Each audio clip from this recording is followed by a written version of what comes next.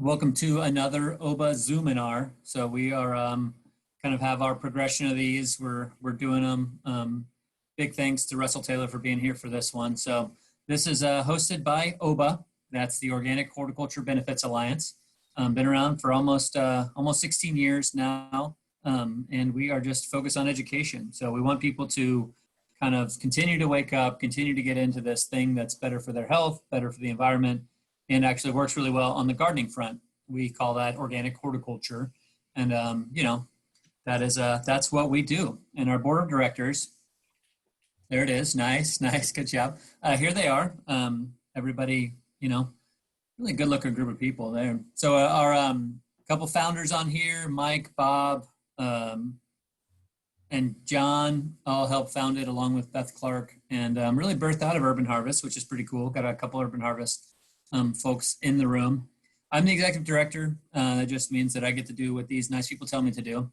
But they're all volunteers. They're all working really hard, giving their time to kind of help people kind of step up into their better life. So I'm really proud of everyone on this thing. We got farmers, we got arborists, we got business people, compost makers, and then people that are just passionate about it too. Sarah does not have to be on the board, but she chooses to spend her time doing a lot of OPA stuff. So pretty great, folks. So big thanks to these people. Next up is our sponsors. The first sponsor listed is Home Show Garden Pros. That is a radio show on Houston about gardening. So everybody from me over to the right is just a phenomenal expert when it comes to gardening and representing kind of like neighborhood, really cool gardening centers. So two buttons to point out, the Ask a Pro button and the Listen Now button. And you can just listen to the show whenever you want, but really kind of talking about ecological gardening, how to get the most out of your space safely. So Humates come up quite a bit. So I think a lot of people are interested to hear more about those. So that's Home Show Garden Pros. The next sponsor is, oh yeah, there's the website, homeshowgardenpros.com. I forgot we were doing this 2-slide thing that I recommended. So no, it's just, but you can learn more about them. Just head over to that website, homeshowgardenpros.com. And the Rice organization. And Laura is here. So if you see the person, Laura, this is her incredible landscaping company. Just beautiful, beautiful designs and kind of sustainably done. Laura is, I know, passionate about flowers. So pretty cool. She really cares about them and not just to get a bunch in there, but they work together, they feel together. What's the story of that gnome there? Well, that house is that house is a friend of mine, and he collects gnomes and antique gnomes in particular. Well, that one's really cool. So if you want to learn more about what Laura's doing with the Rice organization, go to their website, which is www.riceorginc.com. So phenomenal stuff, beautiful landscapes, and organic. So pretty cool. Next up, Microlife, generous sponsor of a lot of this stuff. And again, we always talk about Microlife because when it comes down to it, we get to really kind of have a lot of great options in the city because Microlife exists, because it has really taken the next step to produce products. So I don't know if you know about the new plant and soil energy product, but it's really, really amazing. And if you've ever tried to mix molasses and humic acid at home, it makes a sludge. It doesn't go through your sprayer very well. And so they figured out how to do it, and it's phenomenal. Recently saved a maple tree with that exact stuff. So a bunch of really cool products, from easy to spread pelletized fertilizers to their great liquid stuff. And their website is microlifefertilizer.com. So really great stuff. Thanks for all you do. Mike Sarant, one of the founders. So speaking of Sarants, the Joyce Sarant Foundation. So this is a nonprofit foundation. Really, it's there written right there on the thing, dedicated to improving the lives of women, children, animals, and the environment. And so everything we do, from human health to product health, like choosing things that don't hurt your skin or don't ruin your lungs, like this is with these folks in mind. And yeah, just doing an incredible job. And so if you want to learn more about the Joyce Sarant Foundation and the different work they're doing, you can check out their website, which isn't on here, but just Google them. A lot of great information on there, and really an honor to Joyce Sarant, all the great work they're doing. So that brings us to this thing. We couldn't do it without you. Sponsorships are very well received, and we're really honored anytime anybody's a sponsor. And so, big thanks to the sponsors. So that brings us to our topic.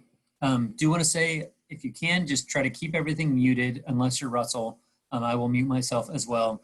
And we're going to do a Q&A at the end.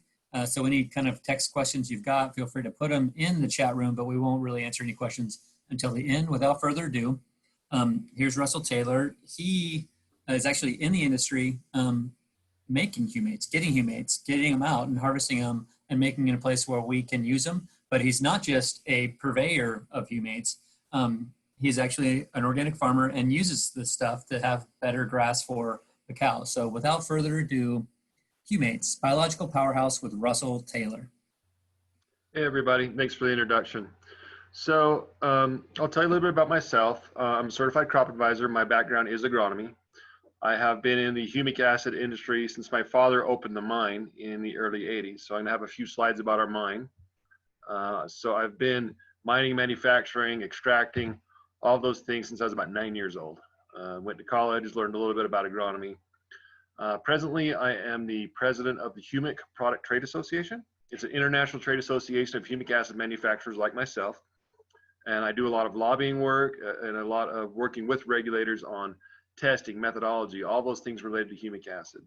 We're not going to go that far into the weeds today. I'm just going to give you an overview about humic acid, how it participates in soil organic matter, and some of the benefits. But if you want to get some detailed questions at the end, we're happy to dive in and cover them. So I'll give you just a brief history of the mine.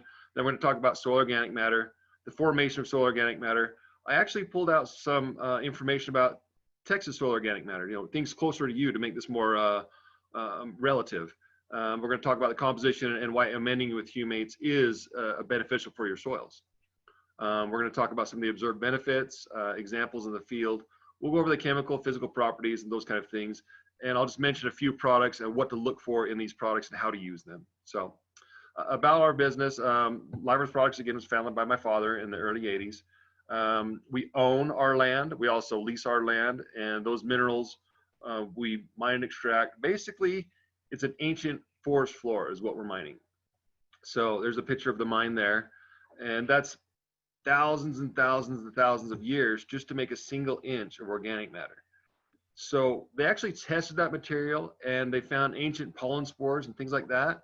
So angiosperms and cycads, these tropical plants that were existing 65 to 75 million years ago. So if you could imagine taking like the Amazon and scraping up all that goodness underneath that forest, that's what humate is. That's the deposit we're mining. So it's trapped there in the earth. You can see a nice sandstone layer keeping that encapsulated in there, and all the water soluble components, the humic acid, the fulvic acid, are still there. There's our plant, just shows a little bit about what we do. There's a granular process and a liquid process. We'll discuss those products here in a minute. But we do several things at our facility. We do extracts for dietary supplements, cosmetics, animal feeds, and fertilizers. And you're thinking, well, humates are for soil, right? Well, those minerals that are in that plant deposit are used in multiple different industries. So like I said, think of it as old plant material, and then you can start thinking of all the uses of those minerals. So soil organic matter, why do we need to amend with humates? This is your textbook, perfect diagram of what a soil is. And actually it takes thousands and thousands of years to form this type of soil. So you see the nice organic matter at the top, and then the subsoil, and then that bedrock below that would actually form the soil. That organic matter layer at the top is the one we're going to be talking about the most. That is those components of your soil organic matter and those things that would hold nutrients and water and air for microbe populations and for plant growth. So just think about that 1 inch of soil in thousands of years, and you having a marginal soil. How are you going to fast forward that process? How are you going to get those 1,000 years caught up so you can have that nice, lush organic matter and lush soil? So source of organic matter, I categorize them into 3 categories: green, brown, and black. Those green things used to be living, that organic matter that was a plant, a leaf, an algae, something like that, was very recently quickly degraded by microbes and excellent microbe food. Then we go into the brown, which is those composts that have been broken down. They're intermediate. They're no longer the original product. An apple is not compost, And so you see those products are broken down and no longer recognizable as what they used to be. And then the last thing is the black, the humic substances. Those things are fully broken down, and all the things that would have been compost, manure, have degraded further. Now, when they've degraded further, we talk about how long they last in the soil. So these stable carbons can actually last in your soil for decades, if not centuries. Humic acid is broken down by the microbes in tens and hundreds of years. So those things we're adding to the soil for other purposes. And we'll cover some of that in the chemical and physical properties. But each one of these does certain things. So the green and the brown are more feeding the microbes. That's food and nutrients and sustenance and minerals. And the black is that more, which is, they call it sequestered, but that means just that carbon that's just really wedged in there tight, that is doing other things. So when we talk about humic substances, just think about that green, brown, and black category. We're really going to talk about that humic substances in the category. We're going to kind of flesh that out a little bit. So I always throw this little note here at the end.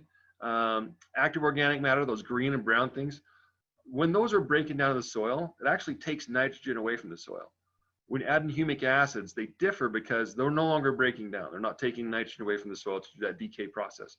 So you don't see that nitrogen winter after adding humates like you would, say, straw or lawn clippings. Those will actually take nitrogen to break down. Humates do not. So you don't ever have to worry about that when adding a humic substance like humates. So I took a couple of soil surveys from just the surrounding area in Texas. I don't know if you have the Anona loam or the Bessner. They were just alphabetical, and I grabbed the first few. And I just wanted to show you, this is an example of what your USDA NRCS soil survey says. And the interesting thing is, you see in all these soils, there was 141 different uses of the word organic in this document.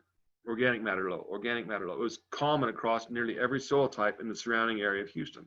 And you can see the recommendations. High amounts of organic matter should be returned to the soil to help maintain infiltration, tilt, erosion control measures. And the second one says the same thing. To make this soil productive, you're going to need to add organic matter.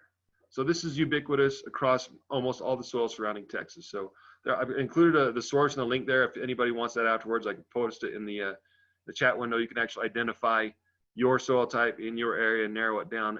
But all these descriptions were very consistently saying you have low organic matter. So the question is how do you build up soil organic matter? And I really don't like long slides, but this one you have to kind of work your way through it. So we estimate that a plant or a lawn or something is going to root in the 6 to 8 inches in the soil.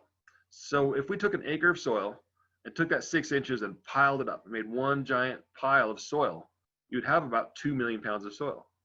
So we use some calculations, say, okay, if we're going to change an acre of soil, how much would 1% of organic matter be? If we want to change our soil organic matter from like 1 to 2 or 0.5 to 1.5%, how much would we have to add back?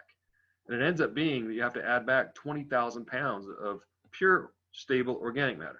Now that's not like compost, because you can see down below, those organic components are degraded by microbes. And I've got another slide later on that. But what you see is that degraded soil organic matter goes back to air as CO2. So you need to add more than the 20,000 pounds to get that 1%. You actually have to add 10 times that. So you have to add 20,000 pounds, 100 tons of pure organic matter to contribute to 1% stable organic matter in your soil.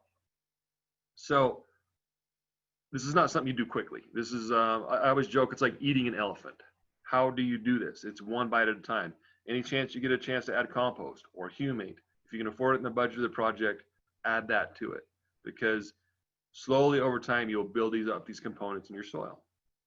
So this is the slide I mentioned on the decomposition. There's no lead-in text. Just what this describes is if you added 100 grams of compost or manure to the soil, how much is there 1 year later? And due to microbial activity, the microbes love that compost and they're eating it up. They respire it as CO2. So that compost, 60 to 80% of that went back up in the air. So that's the reason you need that higher amount of organic matter contributed, because the microbes are fighting that fight. They're going against you. They're eating that organic matter. But the nice thing is, if you see at the bottom, some of those things actually contribute to those stable components of your soil humus. And this here kind of shows you how much of that soil organic matter, what is actually being broken out by microbes, that active component, and how much is that stable component, the stuff that resides in your soil. So you can see by percentage, that stable organic matter is a large portion of it. So by building stable organic matter, by just adding things like humate, you can actually quickly prop up a low organic matter soil. By adding active organic matter, it's good. It feeds the microbes. It does a lot of neat things, but you got to remember they're degrading it quickly. 60 to 80% of it's disappearing. So just kind of imagine those components of your soil organic matter were really primarily impacting the stable one by adding humates. So this is another diagram just breaking down soil organic matter and how we get to humic and fulvic acids. So again, the green, the brown, the black, you can see across the top there, live organisms and biomass. Those would be your green things. You start getting into your those dead tissues like compost and stuff. That's your brown. And then you start getting your humic substances. That's your black. And you can see we've got humic acid, human, and fulvic acid. That's FULVIC, not folic. Pregnant ladies aren't taking fulvic acid. So, and they categorize them based on molecular weight. You can see the fulvic acid is smaller in size. The humic acid is kind of the middle guy in the group, and the human is the big guy. So it usually we'll categorize these both how they behave chemically and how they are by size. So here's those three groups again: the humic acid, the fulvic acid, and the human. Humic acid is alkaline soluble, so it doesn't blend with some things. Mentioned earlier on, like molasses. Molasses is very acidic, so when you add acidic molasses with humic acid, you make a gel. So things like fulvic acid are in solution at all pH, so you can mix them with all kinds of things, including acids. And human, again, that's the insoluble portion. When you apply a granular humate, you put out all three of these. The only reason we're isolating for humic acid or fulvic acid is very specific projects. Foliar applied products might be fulvic, or mixing with the fertilizer might be humic, and we'll discuss those in a minute. But that's the groups that are found in humic acids or humates in general. So as I mentioned, there's multiple industries using these products. For the ladies, dietary supplements, cosmetics. Maybe on that bottle of cosmetics, if you look on there, sometimes it says minerals. Sometimes fulvic acid is actually helped use to get those minerals in your skin. So animal feeds and industrial applications, but we're just going to talk about fertilizers. So just be aware that humic substances have multiple uses. So there's a picture of the humate. It's been granulated.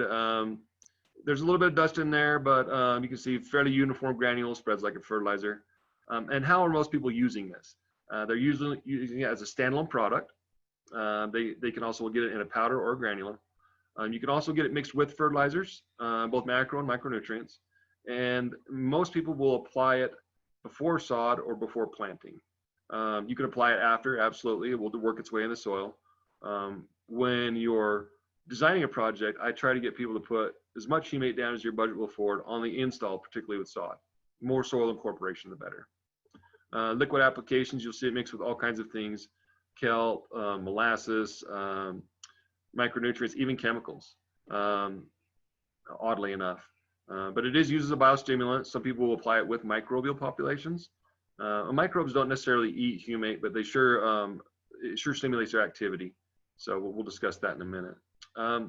These are some agricultural trials. And it's kind of a small slide, but you can see there in the references, the authors, and then the claim benefits.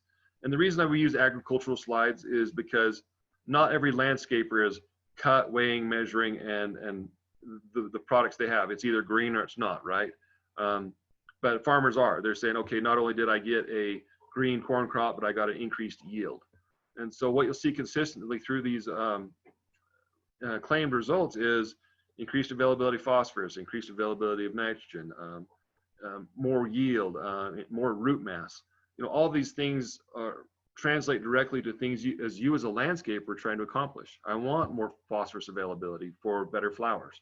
I want better roots for more drought resistance, those kind of things. So yield might not be a good metric for you. You don't get paid on how many clippings you haul off a lawn, but some of these other things like root growth and things are of importance to anybody who's trying to grow a healthy plant in the desert heat.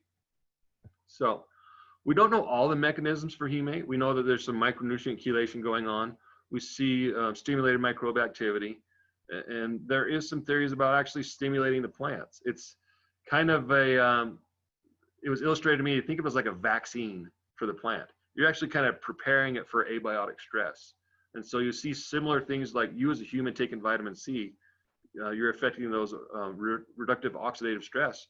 Same thing is happening in the plant, where you're actually stimulating that plant and saying, hey, get ready for some stress coming up. There was an agricultural plot for corn, and they applied humic acid, and there was on one spot and then none on the other for the control. And what happened is during the trial, there was a wind event, and it lodged the corn. And what that means is the wind blew the corn literally over. And what they saw was everywhere where the humic acid was applied, that corn did not blow over. It actually had better rooting and better lignification. So we know we're stimulating the plant beyond just providing nutrients. So there's some interesting agricultural theories out there, but for you as landscapers, just know it's all good. It helps the plants grow, it gets things in the roots, and helps that landscape thrive in stressful conditions where there may be abiotic stress. So some of the chemical properties, we're going to just dive into chemistry a little bit. I will try not to get too heavy into it. But a lot of the fertilizers you apply have a positive charge to them. Calcium, potassium, ammonium, all those things have a positive charge. And what you want to do is you want to retain those in the root zone longer. And so things that are held in the soil solution, if there's nowhere for it to go, might get rinsed through. And attaching those positively charged fertilizers, they're called cations. So when you see this acronym here, CEC, just think of that as storing more fertilizer. That's your cation exchange capacity. It's the soil's ability to hold and exchange positively charged nutrients. Some of your CEC in your soil is attributed to just the soil type. So sandy type soils have lower CEC than clay type soils. Clay type soils may have 3 or 4 times the CEC that a sandy type soil might have. So you really can't change your soil type. It's kind of, you got what you got. But adding humic acid will actually contribute a high amount of CEC. So you can take a sandy soil that may not retain nutrients very well, add humic acid, and therefore increase your soil's ability to store, hold, and exchange those nutrients. Doesn't happen quickly, but over time you can impact that soil. So some of the things we see by that increased CEC is assisting in releasing additional nutrients. We see phosphorus availability go up, some nutrients like that. We also see a more effective use of inputs applied. We recently conducted a trial with the University of Tennessee on corn. And with the same amount of fertilizer, by adding just a little bit of humic acid with the fertilizer, we were able to produce 22 more bushels of corn. So, it was a huge profit for that farmer. And what it did is it just made a more effective use of that nutrient applied. So this is a slide here. And again, I'm using some agricultural correlations because we measure these things. We're not seeing phosphorus availability measured for your azaleas, right? So what you see here on the bottom is these are units of phosphorus and units of phosphorus with humic acid. So 0, 60, 60 plus humic acid, 120, and 120 plus humic acid. And so what you want to look at is the 60 units compared to the 60 units plus humic acid. And what we're actually measuring is number 1 potatoes. That's the big potato. That's the one you get next to your steak at Ruth Chris Steakhouse, the big one. That's what farmers get paid on, is the number 1s. So we were able to increase significantly year over year the utilization of the phosphorus by the plant by adding humic acid to it. So we know that increasing the cation exchange capacity is improving nutrient retention. And I just tell people, think of it as shelf space. You got a bigger pantry to store all that food, or a bigger freezer. That's what humic acid is doing, is actually creating space to store the nutrients. So more nutrient storage obviously means better use of those leachable items, particularly nitrogen. Nitrogen is one of them, but you also see other things, phosphorus, and some metal ions like iron, manganese, zinc. You see reduced tie-up. So more phosphorus is available in iron, manganese, and zinc. So we know that we're feeding the microbes, but humic acid is not necessarily the big source for microbe food.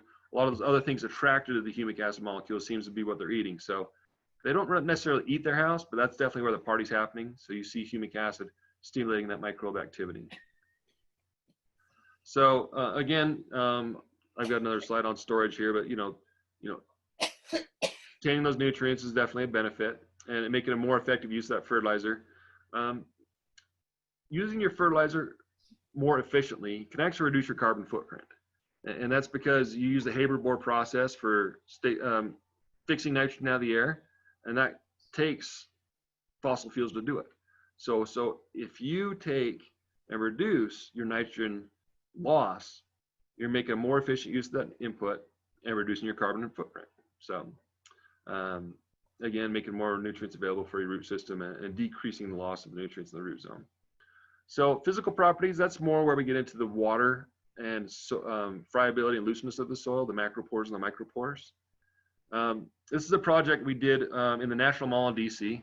The National Mall is not a huge proponent of letting people advertise products saying, hey, we're at the National Mall, but we did snap this shot. So there's good old Humate being used on the National Mall. They have some issues there with compaction, thousands and thousands of, I would say, visitors, but lately it's rioters. At the National Mall, but they're using products like Humates to loosen that soil to deal with compaction and try to keep that National Mall a little bit more green friendly for people visiting. So some of the benefits, improving desirable structure and friability of clays. I've got a nice scan of an electron view of clays that I'm going to show here in another slide, and I think you're going to like the way humic acid kind of loosens up those clays and makes them more less stuck to each other. So by affecting macropores and micropores, you actually affect the drainage of the soil. So we'll see boggy soils drain, and we'll see sandy soils retain more nutrients. And that's just by creating good soil colloid and creating macropores and micropores. And that will affect, by increasing your micropores, you actually increase your water holding capacity. And micropores function more like a side street in a city, like a road, and your macropores function more like an interstate. So most of your water storage is in your micropores, and then most of your drainage is in your macropores. So by increasing soil structure, you actually can impact both. So we're going to skip buffering a little bit. Water penetration rates, again, by affecting your macropores, you can actually impact how water penetrates that soil. And also reduce the stickiness of that soil. A lot of clays will actually stick to each other, and by disaggregating those clays, you can actually make them a little bit easier to work and till. So that also affects characteristics like crusting and setting up a seed bed. Sometimes those very small seeds that have a problem with emergence and really sticky soils, adding humic acid with that seed will actually help that soil emerge and reduce that that crusting. So this is a research, multi-year research thing we did in Mesa, Arizona. And the main problem with this soil type was low organic matter. And what we wanted to measure was how humic acid impacted water conservation. So I just had this fun little clip art in here. How does humate really affect storing more water? And what you see here is this. On the left-hand side, you'll see inches of water by percentage, and that's water applied. And then you'll see two trending lines over the years. One is untreated, and you can see a fairly static percentage of the untreated check. So 1.6, and down at the bottom you can see about 0.2. That's your organic matter and your water holding capacity. And as you can see over the years, as we added humate, in addition to these other microbial stimulants, we increased soil organic matter significantly. Now, the neat thing was, by adding humates, we actually used the biomass of the microbial activity to help build the soil organic matter also.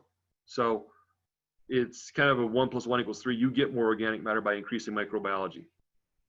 So something to think about. Now, we definitely affected water holding capacity, but what was that? Was that meaningful to this project? There's the water consumption over that period of time. And you can see this project went from 33.2 million gallons of water on an annual use down to 17, cut their water in half. Now those plants weren't using half the water. Those plants used the same amount of water they did before. What happened was that fertilizer and that water was not rinsing through the soil profile immediately. That it was being held in the root zone longer, let that plant get a longer look at it. So again, to circle back to my example about this being shelf space, Humates help store water and nutrients. So not only do we save water, but the interesting thing about this project was this is the fertilizer budget. This is how much nitrogen and sulfur we didn't waste because it was being rinsed away. So not only did this project do much better with the water and fertilizer reduction, but that was money in that project's pocket that they could allocate elsewhere. So it was actually budget friendly in both water and fertility. Now they could use these things on trees and plants, other things that were in the budget. So sometimes using an organic approach to increase organic matter will help your project over time to afford those other things you're trying to accomplish in your budget. So it's a slow thing. You're not going to do it all in 1 year, but as you add these organic acids, you're going to improve that property. So this is another USDA NRCS key points. And I like these USDA key points simply because it's not some company promoting it. This is your government saying, hey, these are things that could be beneficial for you.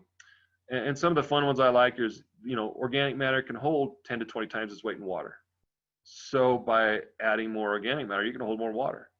1% change in our soil organic matter in the top 6 inches would hold 27,000 more gallons of water per acre. So that means that water application, if you over applied, would be stored rather than wasted. So just a great way to help, mix up mistakes, store rainwater, all those things. This is definitely what we're trying to accomplish, improving soil health. The one thing I can see here at the bottom that I want to point out, it doesn't happen all at once. The USDA says this is something you got to be committed to. Improving organic matter is not done in one shot. It's not drink from the fire hose and then you get all your water for the year. This is over time, you add organic matter, the soil sequesters it, and then you do it again. And over a 3 or 10 year period, you can change a property. And so that's the goal. Add humates when you can. Add humates as part of your fertility, and try to stimulate that microbial activity. And over time, you'll see that pay off. So this is a project we did in Utah. And again, this is an agricultural example, not a landscape example. But what we did was we took humate, we ran it right down the middle of that trial. And you can see those on the left side there, you can see those farmers standing in that green patch wondering what happened. And it's the humate. What happened is the humate did several things. It retained the water. It actually mitigated some of the salts. And in this project here, they actually saw a whole bunch of sunflower germinating. And they accused us of saying, hey, your humate has sunflower in it. And we had a retained sample. We went and checked that sample and said, no, there's no sunflower seed in it. We went back out to the project. And in the areas where there wasn't any sunflower growing, there was ungerminated seeds. And what happened was, this is a high salt soil, very saline. The humic acid mitigated the salts and actually stimulated the germination so that sunflower could grow. So sometimes you're seeing side benefits of adding humate that may or may not be directly related to your project. But over a 10-year period, we could still see, and if you look at the slide on the right, it's not quite the exact same angle, but pretty close. You can still see that green patch and then the dead patch. And this was done in conjunction with Utah State University, the Water Conservation District, and a whole bunch of other local university people that were monitoring it. So the point is humates do improve soils. Humates are your first tool you should grab when you have marginal soils. High salt, low organic matter, reach for your humate because you will see results like this in a project.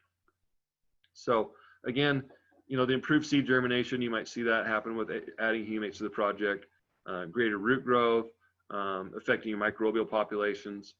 And the one thing you see here, and I mentioned the clays earlier on, is flocculation. And then the flocculation is a term we use that basically just think of like fluffing up a soil, creating air and space in there.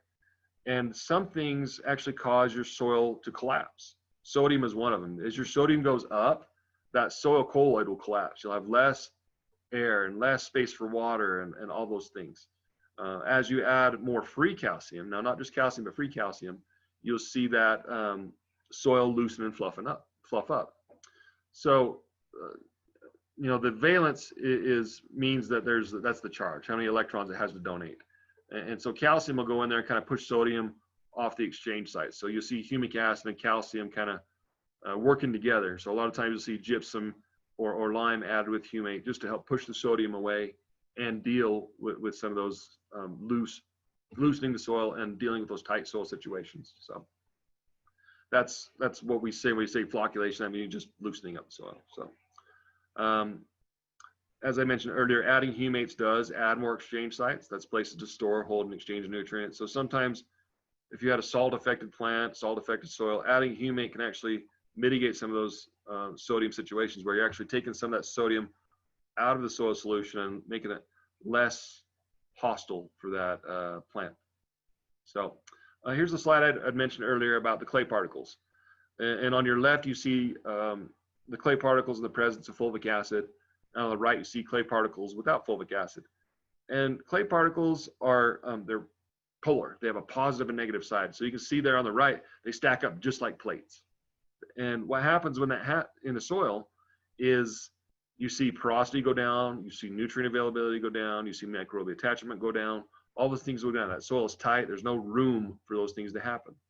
Whereas when that soil is flocculated and loosened up, like the clay particles you see on the left, it's because they're being disaggregated and creating space for oxygen and water and allowing homes for microbial activity and things like water to get in there and be held. So when we're talking about adding humates to change these characteristics of the soil, we're not necessarily changing the soil, but we're changing the way those particles kind of behave with each other. So humates microbial activity, I snagged this little well-drawn item somewhere on the web, but it kind of shows, you know, microbes are definitely involved in a lot of things, you know, the vitamins, the minerals, the nutrients, the humics. Humic acids are a part of that process. They will attach the humates. They will use the humates as a storehouse for their foods. They're not necessarily eating it, but gosh, you sure see the microbial activity perk up when you add humates to the soil. So you're seeing, you know, biodiversity and suppression of diseases, all those things by enhancing your microbial benefits. I've included this link here down at Cornell. There's a nice document. I've just summarized some of the bullet points. I would highly recommend take a look at that and read. It's a nice organic matter fact sheet and discusses the in-depth discussion on microbes. You know, my presentation's on humates, not microbes, but we can definitely make one assertion that they're hand in glove. They work together. Without humates, you're not going to have microbial activity, and they really do go well together, and it's kind of hand in glove. So some of the products I just mentioned, I'll go over these real quick. Since MicroLife is a sponsor, we just threw their product up there you can see it in a granular form.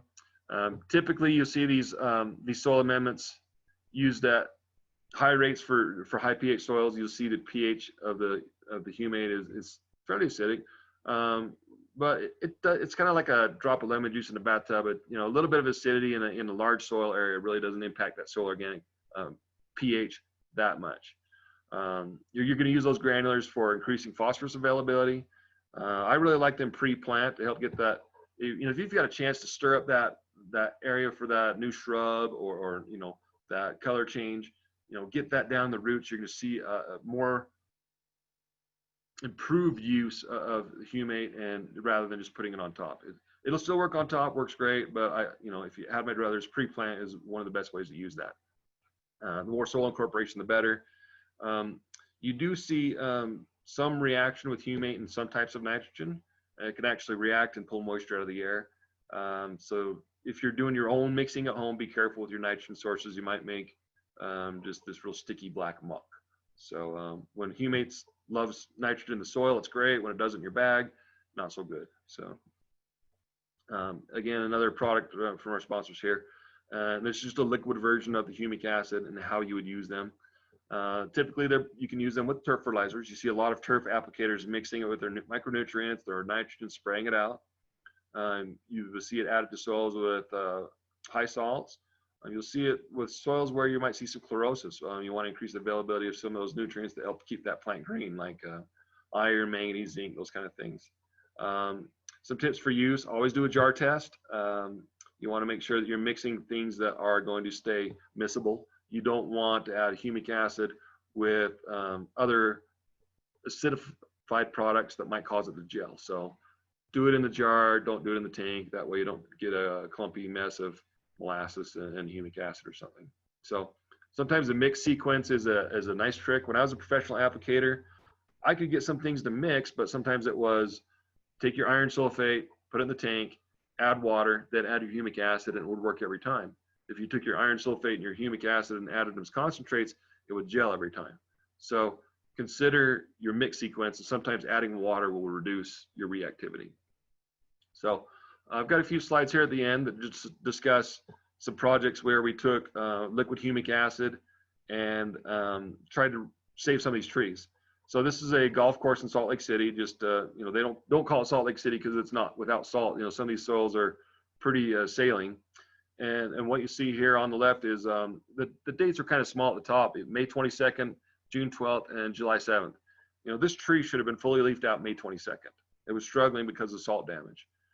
We gave it a really good hardy application of humic acid in the root well, and you can see the quote down there at the bottom from the golf course super is, "If I didn't see it, I wouldn't have believed it either."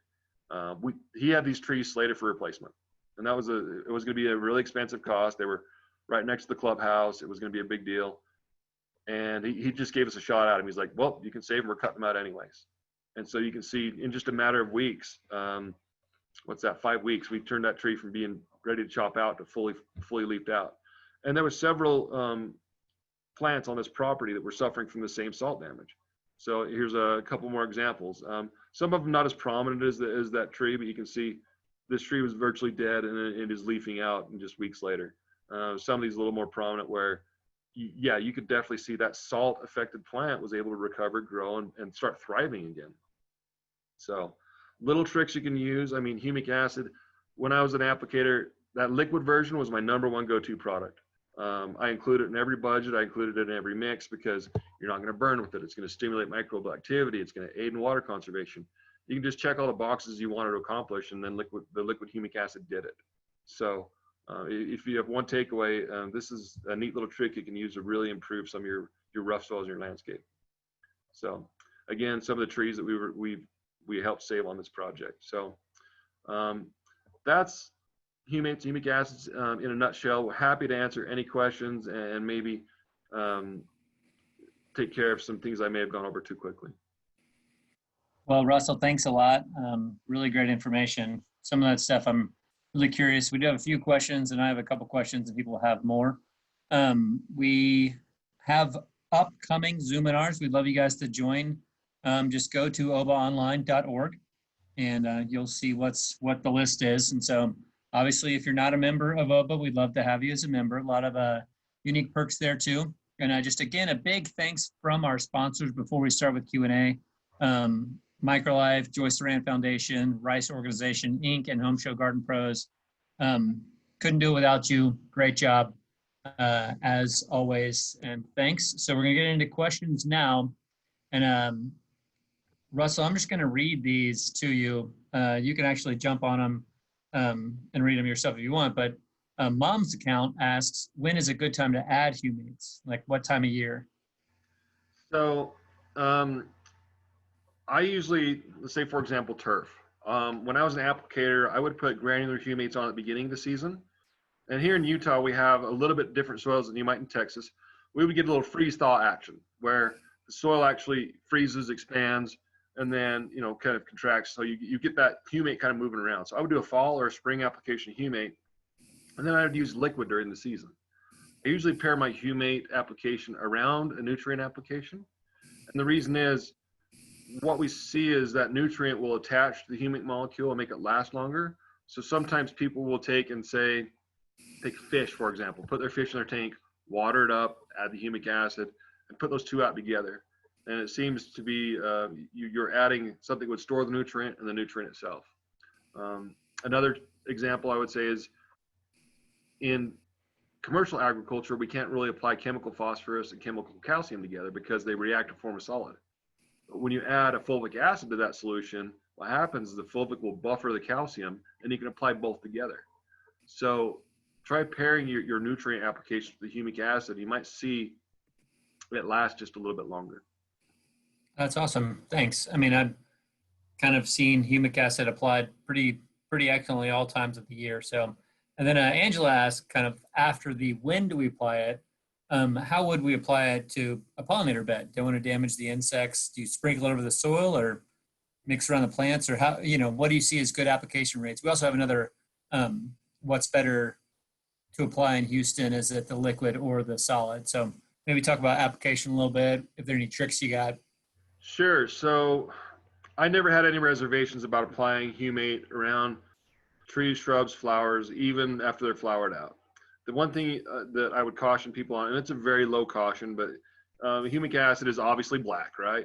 And so let's say you had a nice white flower, pick your favorite one, and you went and sprayed it brown with humic acid, you colored it. And so some of that doesn't always rinse off. And so sometimes doing root well drenches or instead of spraying is better. I liked, there's a unit called an easy flow unit, and it actually injects with the water. So when people are doing drip irrigation, the humic acid is just kind of quietly going out with the water. So that's another trick, kind of a pro tip, is a lot of people will use it with their water, particularly if it's not all water is coming in free of things, reclaimed water, for example. I don't know how much that is an issue in Houston, but in like Arizona, they'll actually put humic acid injected in line with the reclaimed water. So I have no concerns about pollinators. I mean, humic acid, if you think about it, it's just old plant material. Animals, it's actually fed in animal feed. There's no chemicals in there going to be hostile towards bees and bugs and things like that. Excellent. Thank you. Thanks a lot. I mean, I think the granule liquid question is kind of like, it's up to you what you're applying it to, right? It's kind of like, if you are doing something with a bunch of shrubs, maybe it's better to do a liquid because you can drench the leaves and it'll drop down the soil. If you're putting on lawns, then the granules are really easy to put out. That's kind of my take on, one or the other. You're right. And the other thing is you've got to consider is dollar per value of humic. I mean, a gallon of humic only has a few pounds in it, right? But it's soluble and it's going to penetrate as far as the water goes. So let's say you had some compaction issues and you really wanted to loosen that up quickly. So the liquid is a little bit faster acting and it penetrates deeper, but you don't have as much dollar per value. So if you want to slowly build up your soil organic matter, the granular is your better bang for the buck. If you really want to see a result on some project, like those trees I showed you where they were salt affected, we're like, wow, we really need to, these are going to get yanked out. Let's try a trick. That was my first trick in the bag. I'd go, fill a bucket full of humic and you mix it 40-1 and just dump it out and see what happens. And sometimes compaction in lawns and salt affected plants, they'll perk right up. So Houston, we have pretty alkaline soil, and it seems like that, the lemon in the bathwater sort of moment is really great if we're trying to turn our hydrangeas blue, if you will. Humic acid might be a really great tool for us. I mean, if it's pH 3, so do you see it as being a really great kind of acidifier by itself? Yeah. Actually, I built me a blueberry bed here in Utah. Our pH of our soil is about 8.2. So obviously not exactly blueberry friendly. And I layered it. I put humate, and I put some peat moss and then sand and then humate and peat moss and sand. And I've got these lovely blueberry plants in the middle of alkaline Utah.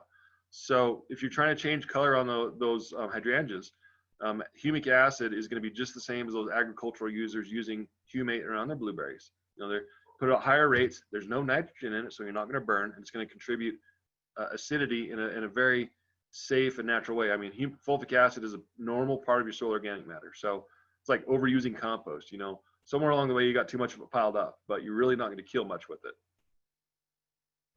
That's great. Do you have a question about flocculation? The effect of humic acid is cumulative on what you had flocculation numbers on. Yeah. The fluffiness of our soil, fluffulation, if you will. But how long do you think we can expect kind of that benefit lasting from a humic acid treatment? Because we have it's a real problem here, the compacted clay. I mean, you saw that slide was incredible. The one with the fulvic acid affected and not affected. But how long should we expect kind of flocculation impact to last? So I don't want to use the it depends answer in my Thank soils you. class. Thank you. My professor would always say, the first thing you're gonna hear out of us is, it depends. And the one thing that I'm gonna recommend back to is the salt. So sodium is gonna cause that soil colloid to collapse, and humic acid is gonna help absorb some of those sodium molecules. So over time, as it absorbs some of those molecules, it kind of soaks it up. If you're continuing to apply sodium, let's say you had um, water from a hurricane named Harvey or something, and brought in a bunch of salt water, or flooded the bayou and flooded your yard with a bunch of trash. If you have that happening all the time and continually adding, excess sodium, you might be continually needing to combat that situation. Whereas if it's there and you build up your soil organic matter, you should see it last a while, because humic acid, the half-life is measured in decades and centuries. So those organic acids aren't disappearing, but it just takes a while to build up. Gotcha. Thank you. And last question we kind of have unanswered on here is Dan asks, do compost teas differ substantially from liquid humates? And maybe don't just give us the yes or no. Tell us why. Okay, so what you've got to look at is that humification process. So a compost tea, you're taking microbial populations and you're putting some cellulose, some hemicellulose, some lignans, those kind of things, and turning those populations loose and giving it a bunch of oxygen. Well, generally the microbes are going to break down, let's say, lignans and get the cellulose underneath. It's kind of like an otter eating an oyster, right? They're going to open it up and eat the goodness and throw the shell out. Well, what happens is humic acid is those leftovers that built up over time and polymerized and recombined. So on the outside of the humic molecule, what's happened is the microbes have kind of broken off all the easy to get carbon. And you've got this like really tight shell and all these exchange sites around the outside that can hold, store, and exchange nutrients.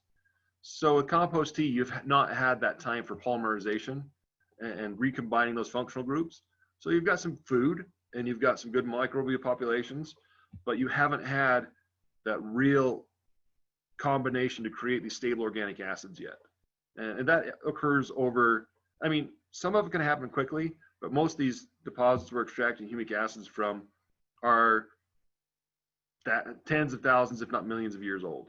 So your compost tea, I would put it maybe in the brown category of plant materials. Microbes have broken it down some, but there's still room to go before it's humified.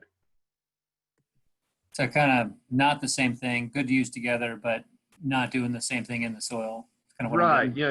You've got to look at, what's microbe food and what's attaching nutrients and holding them. So I see a lot of guys actually putting humic acid in their compost tea because you kind of, again, you get that nutrient retention, that microbial home, that source of oxygen, and something to hold the oxygen. So humic acid is more of that product that holds the oxygen, holds the nutrients, but not really feeding the microbes. And we don't have that many otters down here, so maybe a Cajun eating a crawdaddy would be the way to go. There you go. Exactly.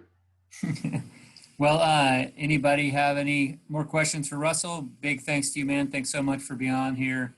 I'll stall for a little bit to see anything pops up here, but really is wonderful to take a deeper dive into a product that knowingly or not we're using all the time, be it in compost, be it in microlife products or in makeup. Yeah. We're just using it pretty often. So thank you very much for teaching us. Happy to help out. Again, a big thanks to our sponsors and for everybody who tuned in. Oba thanks you, and please visit the website.